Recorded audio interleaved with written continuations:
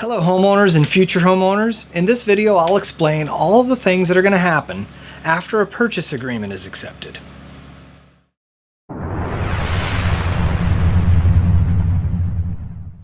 Okay, so who is this video for? It's for sellers who just picked the winning offer. It's for buyers who just won the deal and everybody's excited. We're happy, we're exhausted until the next morning. We're thinking, what just happened last night? So I completely understand. The sellers are thinking one thing, the buyers are thinking another thing. Maybe the sellers are thinking they should have left the home on the market a little longer. Maybe the buyers are thinking that they should have looked at a few more houses. Seller might be thinking that they should have sold the home for more, and the buyer's thinking maybe they paid too much for the home. The seller wishes things could move a little faster. The buyer and the buyer's lender wishes things could move maybe a little slower. The seller sold the home as is, disclosed everything up front. The buyer's still wondering if the house is in good shape and if they know everything. The seller wants the buyer to remove all of their contingencies so they can't back out. The buyer's scared to death to remove their contingencies because then they can't back out and their deposit is up for grabs. The seller wants to leave a few things behind for the buyer, and the buyer wants the seller to remove everything. So, what's next? Now, I'm going to go a little bit fast here. What we're going to talk about is the timing, the calendar, because the starting date is not the day you sign the contract. It's actually the next day is day one. Then we're going to talk about the deposit, the appraisal, lots of other paperwork, the crown jewel of paperwork, the contingency removal, selling and disposing of personal property, packing, moving, transferring utilities and services, the final walkthrough, the title company, rent back logistics, some procedural things. I know this sounds really overwhelming. The good news is that I'm here for you. I'm here with my team. We go above and beyond the call of duty. This is what differentiates us, and this presentation and this video and what you write down, you can use this to hold me and my team accountable. Okay, so let's talk about just in general. We need to be flexible and cooperative because the time frames, they can be off by a day or two. This is not an exact science. Some of the details need to be actually worked out between the listing agent and the selling agent. It should be a win-win situation for everybody involved. Make sure all the communication is going between the listing agent and the buying or the selling agent. And the goal of the entire transaction, at least in my book, is to reduce stress for everyone. Okay, so let's get into it. As far as the real estate transaction timeline, we are now at, we've received an offer. It's an as-is offer, and you'll see that the first thing we need to do is our deposit.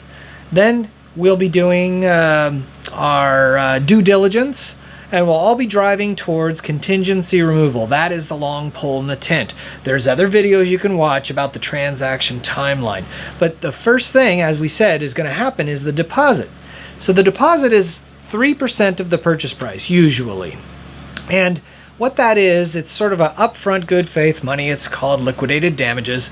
And if the buyer backs out after they remove their contingencies, then that deposit is up for grabs. Not saying that the seller's just automatically going to get it, but if something where the buyer backs out after removing contingencies, there is going to be something that's going to happen. It's important that this deposit be made within 3 business days. And remember, the day after you sign the contract is day one of the business days. So we want that to happen the sooner the better, okay? And the buyer is going to probably hand deliver a check to the title company, or they'll wire their funds to the title company. And what the title company is going to do is they're actually going to cash that check, and those funds are going to sit at the title company just in case, okay? It's part of the purchase price. Part of the down payment is the deposit. And we'll get confirmation once that deposit is made. And then everybody can sort of, whew, okay, the deposit is in. Now, next thing that's going to happen is that contract, that accepted contract, is going to be sent to the buyer's lender. The buyer's lender is then going to order an appraisal. The appraisal should happen rather quickly. We want it to happen rather quickly because we want to know if the home appraised or not, okay? And so the appraiser will make arrangements to come and see the house. It only takes a few minutes. And what they're looking for is to make sure, remember those smoke detectors in every room, the carbon monoxide detector on every floor, double strapped water heater, and we're looking to see that the property appraised for the actual sales price, because the buyer's lender told the buyer that we will lend you, let's say, 80% of the purchase price. I'm sorry, the appraisal price, not the purchase price. So what happens if it doesn't appraise for the actual purchase price?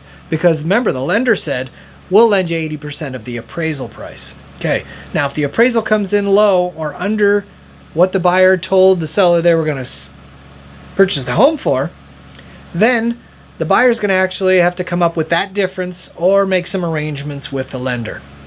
Okay, now in the contract there may have been an appraisal contingency.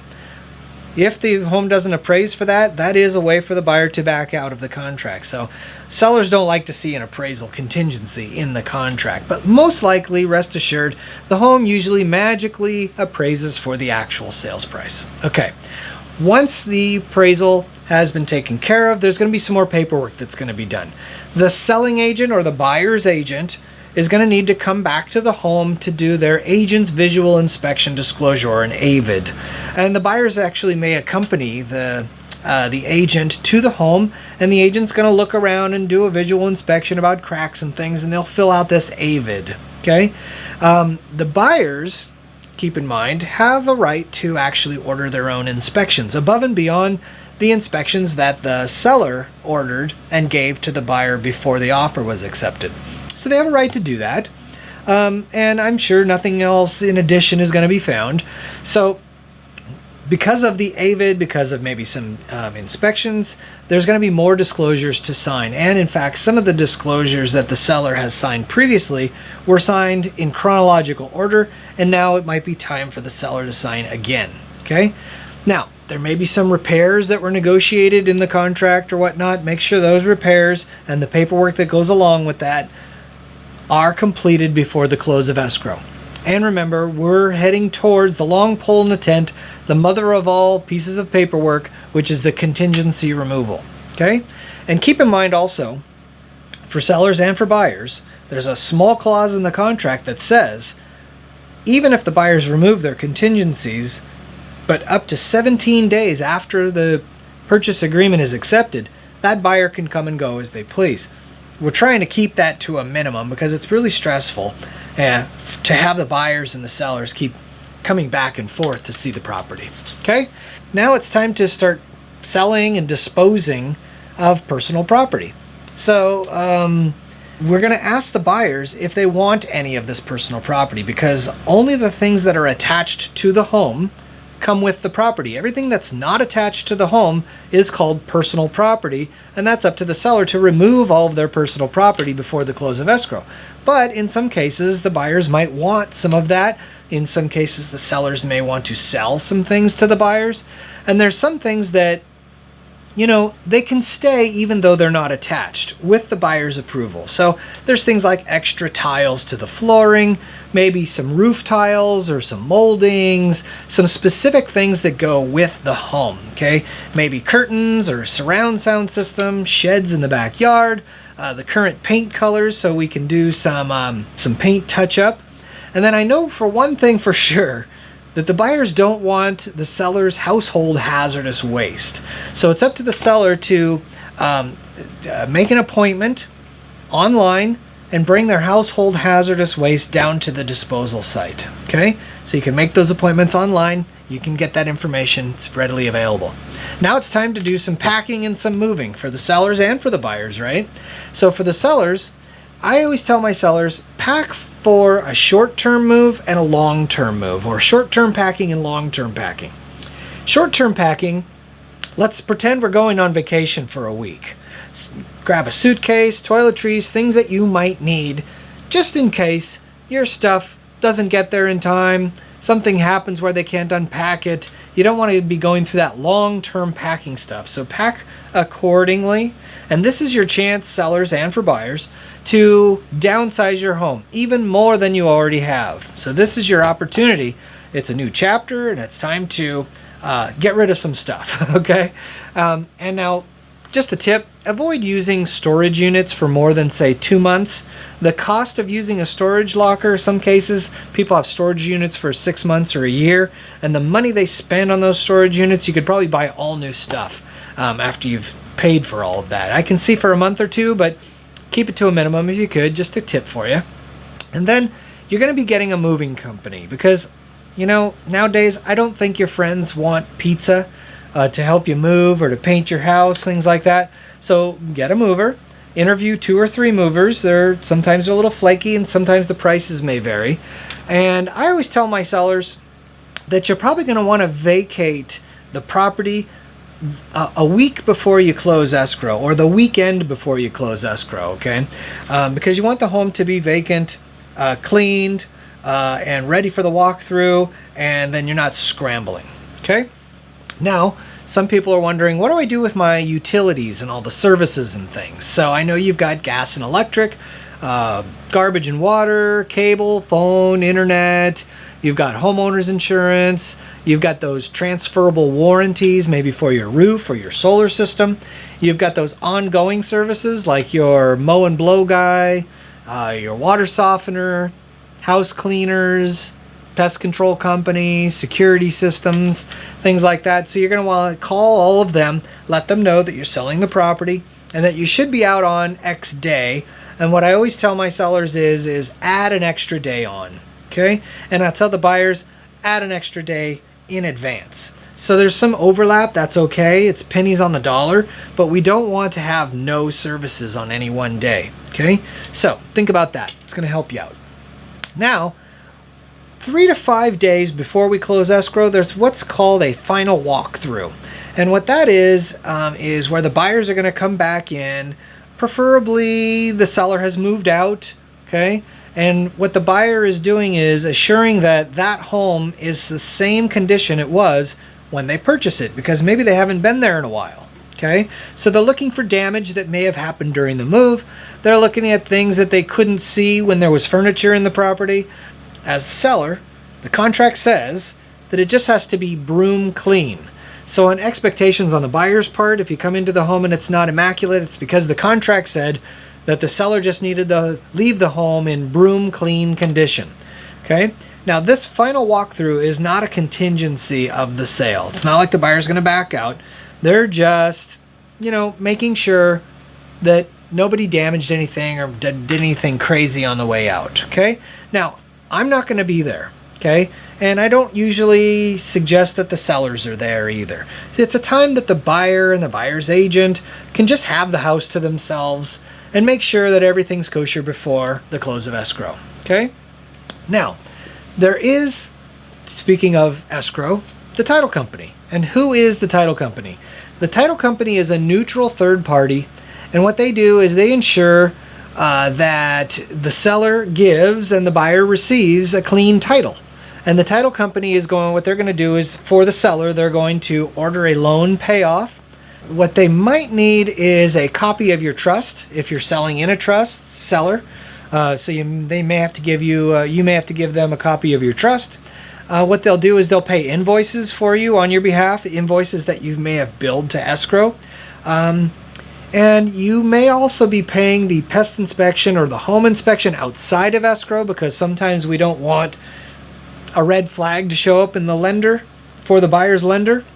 So we'll decide what bills are going to be paid through escrow and what bills are going to be paid outside of escrow. The title company will also schedule a final sign-off. Okay, this is usually about a week before the close. And what you're going to want to do at the title company, I'll probably join you at the title company, and you're going to need to bring your driver's license or a picture ID. You'll be bringing in some wiring information, because the seller needs to tell the title company, when you get the funds from the buyer, where do I want my funds to go? And so we'll have some wiring information, okay, or information on your bank where you want those funds to go. And you'll also give the title company a forwarding address, okay? And you'll leave the sign off with a estimated closing statement. It's not the final closing statement. It's going to be off by a few $100s, okay? So that's the title company and what they do for you. Now, in some cases, the seller is going to be doing what's called a rent back. And what this is, it's called the seller in possession. And the seller is going to remain in the home as a tenant, okay, after the close of escrow within 30 days, not more than 30 days. So it's called an SIP document, a seller in possession. And that might happen because, let's say, the seller needs to get their funds and they need to purchase another home. So they get the funds and then they need to purchase the other home, and that escrow needs to close. So there needs to be some time built into the schedule so that the seller isn't in a hotel or out on the street. So they're going to stay and remain in their home as a tenant. They're going to have their funds. The buyer is now the owner, and the seller stays for less than 30 days. Okay. Also, maybe the seller needs some time to, move their stuff, or for their stuff to actually arrive at the new place where they're going. This seller in possession document should definitely be negotiated with the offer, not after the offer is accepted. Okay. It's part of the deal. And so we'll negotiate that and we'll work it out, and there will be a seller in possession document. With that, there's going to be a deposit. Okay. Just like a rental, you pay first and last month's rent and a deposit. And then when you move out, if the place is clean and in good shape, then you get your deposit back. Same with this. The seller will put a deposit at the title company. And then once the buyers do a final walkthrough, because the seller then vacates, the buyers come in, they're the owners of the property. They say, oh, looks good to me. Let's give the ex-owners or the people that just moved out, let's give them their deposit back. Okay, so that's the rent back, and they call the seller in possession document. Okay, finally, there's just some miscellaneous procedural things that'll happen now that we're in contract. So I'm going to change the MLS status to pending. Keep in mind the same showing rules and precautions still apply. You don't want someone coming to your home, knocking on the door. Even if it's the buyer, everybody should be with a realtor. Be careful, please, in this day and age. I'll put a rider sign on the lawn sign that says sale pending. Okay. You want to make sure the seller keep your services intact and keep them going, even if you're there or not. So we need PG&E, water, insurance, the lawn care, everything that was happening before. Make sure it continues all the way through to the close of escrow. Okay. During this time also, you're going to want to gather up all of your manuals, to all the appliances and things, your policies, your warranties, your garage door remote controls. I'll be removing the staging after the contingencies are removed. We'll be removing the lawn sign right before the close of escrow. Then what I want you to do, sellers, is I want you to, now that you know how much you're going to net, because we have a purchase agreement in place, get with your CPA, your accountant, and go over what your capital gains taxes are going to be, if any, for the next year. Next April 14th, you're going to have to pay capital gains taxes on a sale maybe. So get with your CPA. Also, you may want to think about transferring your property taxes, because if you're a seller 55 years or older and you're buying equal or lesser value, you can transfer your current property taxes to your new property. So think about that. And then we got to get our keys over to the buyers. So I'll work with the other agent on that and those lock boxes and things. So don't worry about that, but you'll have your keys and you'll just leave them in the house and shut the door and lock the door. If you have a deadbolt and you need a key to lock that, then I'll give you the code to the combination lockbox and you can put the key in there for me. That's pretty much it. Also, on the buyers, big red flag. As buyers, you're going to need to know when you go to title company how you want to hold title to the home. And the biggest red flag that I teach in all my classes, if you're a single owner and you don't have a trust and you're just going to hold title in your name, it's the biggest red flag possible. So if you're single, make sure you have a trust and put the home in the trust. If you're married, you're probably going to want to hold title as community property with rights of survivorship, or hold title in the name of your trust. Okay, some things you might want to think about. So in closing, like I said at the beginning of the video, we need to be flexible. We need to be cooperative. These time frames are going to be off by a day or two. It's no big deal. Some details need to be worked out between the listing agent and the buying agent. We want it to be a win-win situation for everybody. We want all communications to go through the realtors. not directly between the parties, okay? And the goal for everybody, especially me, is to reduce stress, okay? So congratulations. I'm so excited for you. This is your new chapter of your life. So I'm ready to get started. You get started. If you have any questions, comments, concerns, requests, frustrations, successes, whatever it is, get in touch with me as soon as possible, okay? Thanks for listening and good luck. Take care. Bye-bye.